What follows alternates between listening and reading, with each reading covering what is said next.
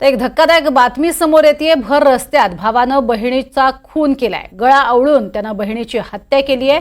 हिंदू प्रियकराशी लग्न करण्याचा मुलीनं हट्ट धरला आणि त्यानंतर हा सगळा प्रकार घडलेला आहे। घरात याच विषयावरनं अनेकदा वादावादी होत होती।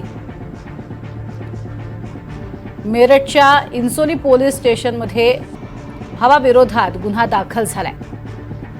तर यावेळेला तिथे उपस्थित असणारे जे नागरिक आहेत ते इथे बघतायत, त्याला समजवण्याचा प्रयत्न करतायत। मात्र ही घडलेली घटना ज्यात त्याला बाजूला करण्याचा कोणीही प्रयत्न केलेला नाहीये।